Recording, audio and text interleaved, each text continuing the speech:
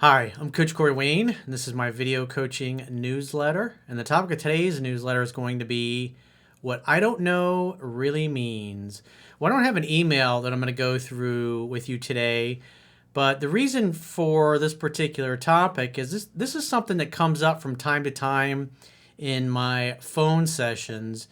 And about a month or so ago, I had a phone session with a guy who was a really difficult client.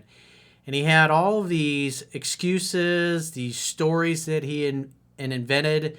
And this particular guy was trying to figure out what his purpose was in life. But it's like he couldn't even get off the starting point. I mean, the guy was like, I think he was around 30 years old, lived at home with his parents. For the last 10 years, he's worked a bullshit part-time job. And obviously staying at home with his parents enables him to keep his bills really low, but his life is just zipping by. And because of the story that he tells himself about his life and his capabilities, he's basically boxed himself into the point where he can't go anywhere. He can't move forward. He can't get another job. He can't even look at the things that he wants to do with his life because he's created a story that literally creates a bunch of mental obstacles that are totally self-created. And so this is a good topic because this is things I sometimes encounter with my clients, is that the reason why anybody doesn't have the things that they want in their lives is the story that they tell themselves about why they can or can't have it. So I got a quote that I wrote, and then I'm going to discuss this in more detail. So the quote says, when you ask someone what they really want in life, what they really love, or why their lives are not the way they really want them to be, and they respond with, I don't know, it means they know, but they really don't want to say. What keeps people from reaching their full potential in life is the story that they tell themselves. We create excuses that justify continued inaction, fear, and doubt. People will do more to avoid pain than they will do to gain potential pleasure. The best way to help yourself or someone else to get past this self-created mental obstacle is to ask, but if you had to guess. Average people who don't know any better can't get past their limiting beliefs and the negative self-created stories that they tell themselves to even examine or contemplate a plan of action to reach their full potential. Therefore, they never start. If you had to guess, cracks the door to considering possibilities and contemplating what could potentially work. To achieve what you really want in life, you must first know what you want and then come up with emotionally compelling reasons why you want it. Then you can create a plan of action to make it a reality. So what does that mean? What typically causes people to not reach their potential in life? So let's take losing weight or getting in shape.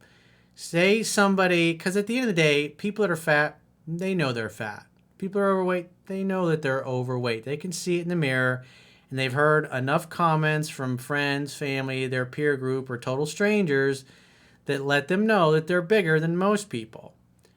And so if you ask somebody like that, why is it you're not able to lose weight? Why don't you go to the gym? Often what you'll hear is, I don't know. And when someone says, I don't know, what it really means is, I know, but I'm too scared to say. It's too painful to contemplate doing something about it. So you take the obese person. Think about it. They don't. What do you think, if they're not going to the gym or doing anything to help themselves, what is probably in their mind? Well, I'm fat, and when I go in the gym, people are going to see that I'm probably one of the few fat people in the gym, and people that are in really good shape might look at me funny. They might laugh at me. I might look silly. I might look stupid, and that's going to be painful, and I don't really want to experience that. So what do? They create a story that insulates them from even having to try, because the potential pain is going to the gym, working out, watching your diet. And obviously anybody that does any kind of training or exercise knows that staying fit and in shape 95% of it really is having the discipline to control what you put in your mouth. That's the reality. Common excuses you'll hear is, I got a thyroid condition, or I'm big boned, I've got this, I've got that. That's their story. In other words, the story justifies doing nothing.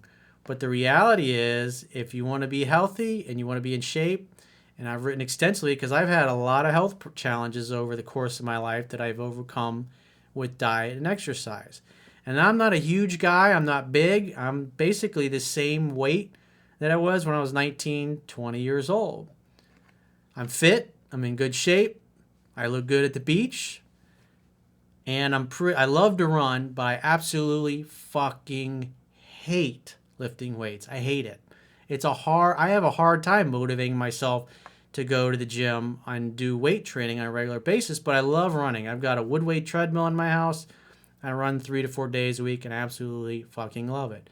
But I'll tell you what, every time I do go to the gym and every time I go and do weight training, doesn't matter what body part it is, the process of going there and thinking about going there is just not something I look forward to. I mean, that's reality. But when I get done, I always feel better. I feel a sense of accomplishment. I feel good about myself.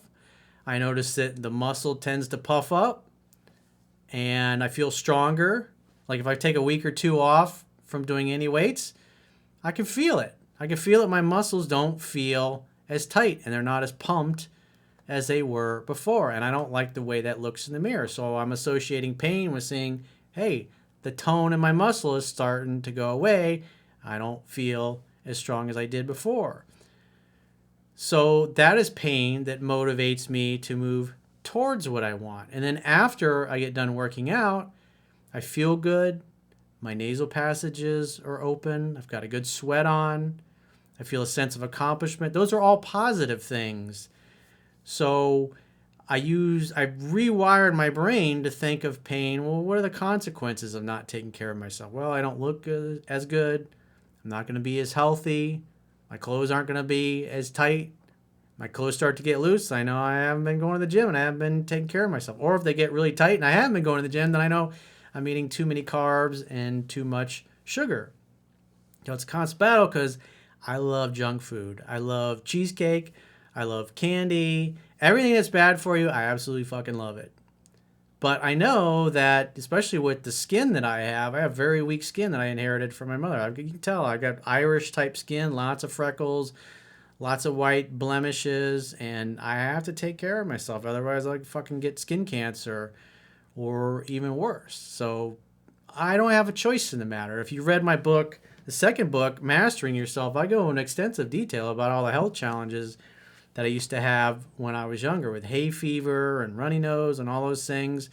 And so for me, when I think about not taking care of myself, it's especially if I have a weekend, like this weekend, I've got family coming in town to stay with me and probably going to be drinking, probably going to be eating some junk food. And what's going to happen? My nasal passages are going to constrict. I'm going to feel it in my body, and I like feeling good.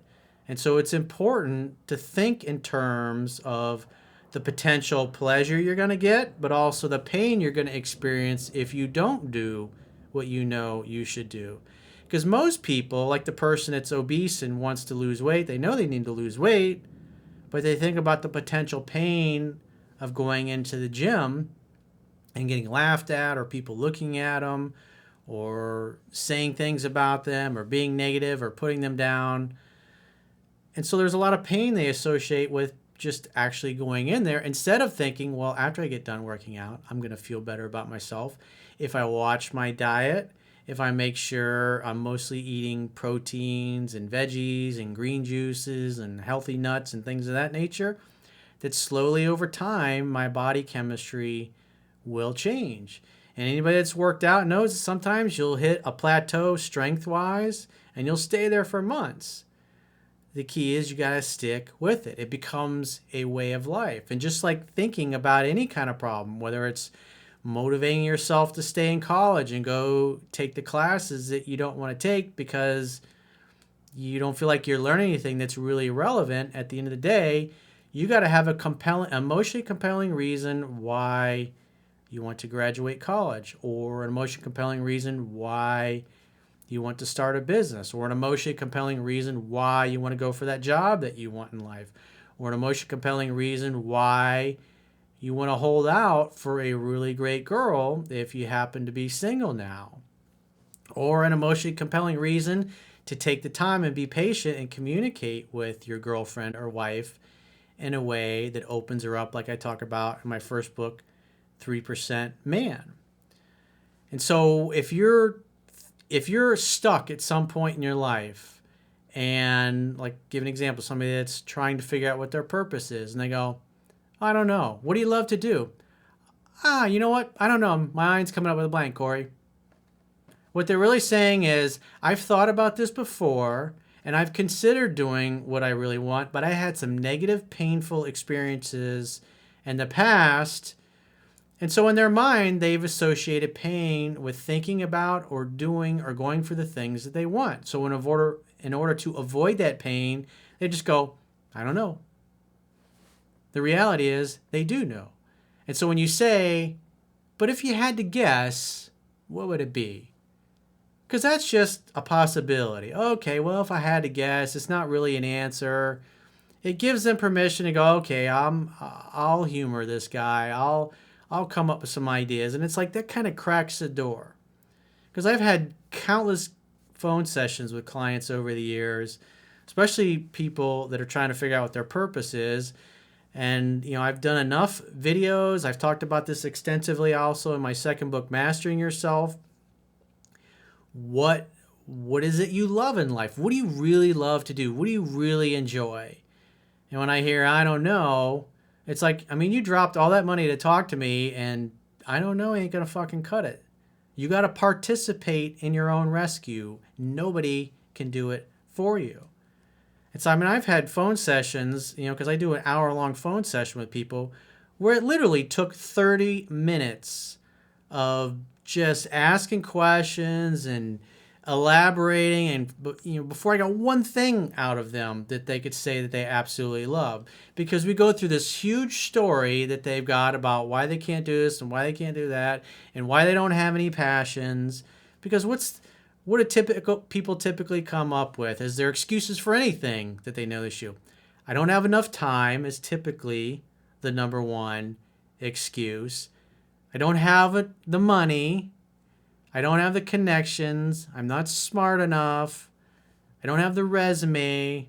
I don't have the experience. I don't know enough about that particular topic. And so those all sound like logical reasons. And so if you accept those reasons, then you feel good about yourself, because you've got a logical reason that keeps you from moving forward.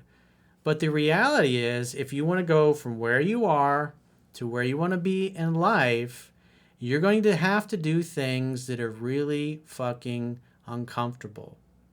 And so you got to think in terms of your whole life, right? We got a starting point when you're a little kid to when you're at the end of your life.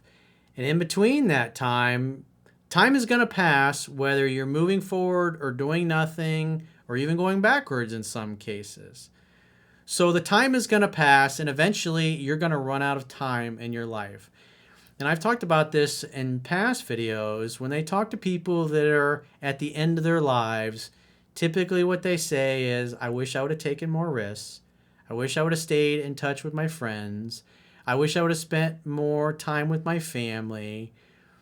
All things that revolve around what could have been, what they could have done. And so think in terms, so if you're somebody that's watching this and you're not really where you want to be in your personal life or your professional life, think in terms of, what is the pain I'm going to experience down the road if I'm not honest with myself, if I'm not brutally honest? In other words, what are you okay going to your grave with having been undone? Are you okay with going to your grave with never having been in love and being loved by somebody who's in love with you? Are you okay going to your grave and feeling like you never reached your full potential in your career? Are you okay with going to your grave with never knowing what it was like to be an entrepreneur, to have control of your own life, your own destiny, your own time? Are you okay going to your grave without learning about a topic that's always been a passion of yours? Maybe you always thought someday you'd like to be an artist, but I don't really have the time to do that. I'm not very good at that. Everybody, no matter where they are in life or what they want to do, anybody that's an expert at anything at some point in their lives, they were a total novice. They were a total beginner. You have to start somewhere. Repetition is the mother of skill. Our lives become a summation of all of the actions that we either take or fail to take. The reality is you're going to end up somewhere in the future. And what you do today and what you fail to do today is going to determine the trajectory of your life and where you want to be. And so everything I do in life, whether it's a meal I'm about to have, or exercise that I want to do or need to do or know I need to do and I don't feel like doing, or getting up when I have to go somewhere instead of just going back to sleep, or making that phone call I don't feel like making, or whatever it has to be, I always think in terms of what is the pain I'm going to experience if I don't do what I know I need to do. And what is the potential pleasure? The key is you got to make the potential pleasure so awesome, so exciting, so compelling, and the potential pain of doing nothing that enables you to do the things you know you need to do. Because again, it goes back to I don't know is just basically an excuse. I don't know is basically I don't even want to fucking try. I have completely given up and I don't even want to try. The reality is you got to give yourself permission to fail. You got to give yourself permission to make mistakes. You've also got to accept the reality that everything you want to do in your personal life and your professional life is going to take way fucking longer and way more money than you think it's going to take. And that's the reality. And even at 49 years old, there are several things that are in my life, whether it's something new I'm starting or something new I'm training with, I'm going to get just as frustrated as the next person that things aren't happening as quick as I want them to. But that's reality. It's like you have to accept that. You have to give yourself permission to fail. You have to give yourself the acknowledgement that things are probably not going to go the way you want them to. As a matter of fact, when you finally arrive at your destination, when you look back in your life and you see the path that you had to take, and with all the twists and the turns and the failures and the successes and the things that didn't work out that at the time seemed like they were surely going to work out, that's going to be surprising. It's like, here I am, a 49-year-old dude. I majored in construction management, and now here I am all these years later doing YouTube videos, having 2 best-selling books on self-help for your personal life and your professional life. It's like, if you'd have told me at 18, 19 years old that I'd be doing what I'm doing right now, I couldn't have even contemplated that. I couldn't have even imagined that. And I'm the result, where I'm at in life, just like you are, I'm the result of all of my choices. And the hardest thing you'll ever do in life is getting to a place where you're comfortable doing the things that feel interesting, that you're curious about, that seem cool and exciting. And some things that you finally get to experience that seem cool and exciting, eventually you get bored of. That smoking hot girl that you always want to date, you might date her for a few months and go, wow, this girl is completely different than the way I thought she would be. This career that I wanted to have, this job that I wanted, I thought it was going to be the be-all, end-all. And after 3 months, I think it fucking sucks ass and I want to do something else. The key in life is to learn to trust what you feel internally. Your feelings are your truth. And the reality is, as you gain experiences in life and you try things, you get to see how much you like it and how much you don't like it, what things you do like about it and things that you don't. The key is always to be thinking, what is my next step? Where am I going next? What do I need to try next? What do I need to explore next? Is it a lateral move? Do I need to make a 180 and go in the other direction? Do I make a 90-degree turn here and then go straight from there? The idea is learn to trust your inner voice and see where that leads you, because it takes a lot of courage to do that. Because the consequences are, if you ignore your feelings, if you ignore the things you're curious about, if you ignore the things you're interested in, and you move away from them because you're scared that you're going to experience pain, there's going to come a point in your life where you're going to experience ultimate pain. And at 49, I've lost a lot of friends of mine over the course of my life that have died way before they should have. And the reason being is they got to a point in their life because year after year, decade after decade, they made choices that were opposed to going in the direction that they wanted to go. And therefore, they got to a point in their life and they completely lost hope. When you lose hope, what's the point of going to the gym? When you lose hope, what's the point of eating healthy? When you lose hope, what's the point of taking a risk to ask that person out that you want to go out with them? When you lose hope, what's the point of going and applying for that job that you've always wanted to apply for, or going back to school if you need a certain degree to get into the field that you want to go in? And when you lose hope, it's like you literally got one foot in the grave. You can even see it in the faces. I mean, think about all the people that you know in your life when you look in their eyes. Are they happy? Are they optimistic? Are they looking forward to the future? Or are they totally defeated and have given up and they're just trying to get through the week, to get some peace in the weekends before they have to do it all over again? I mean, a metaphor I like to look at, I look at turtles, right? Those Galapagos turtles. There was one of them that just died in the past few years that was around when Charles Darwin was alive. I think it lived to be almost 170, 174 years, I think. I mean, it's like a fucking turtle can live to be 174 years and people are dropping dead at 40, 50, 60 years. It's like, that fucking sucks. But you gotta have a way to move forward. And so if you're stuck and you feel like giving the excuse of I don't know is just bullshitting yourself. It's making an excuse for being lazy. There is no such thing as I don't know. We all have things we're curious about. We all have things that we're interested in, and we all have things that we'd like to explore.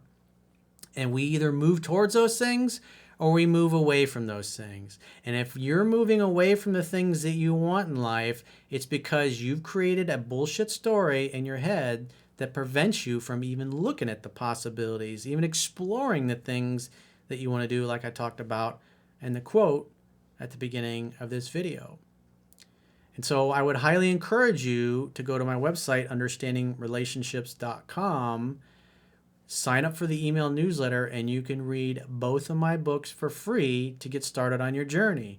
And if after you've read the books, if you still feel like you're hitting the wall, there's some obstacles in your way, I'm happy to do a phone coaching session with you, or a Skype session, no matter where you are. All you have to do is go to my website, understandingrelationships.com, click the products tab at the top of your screen, and you may be able to bullshit yourself and your friends and family, but you're not going to be able to bullshit me.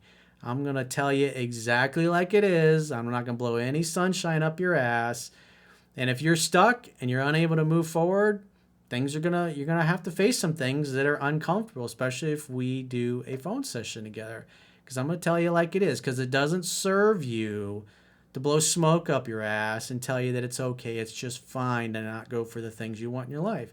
If you don't go for the things you want in your life and that are emotionally compelling to you, it's going to shorten your life. That's a fucking reality. And the majority of the people that we're surrounded with in the world have completely given up on themselves and completely given up on the things and the dreams that they had when they were younger. And that's a fucking tragedy.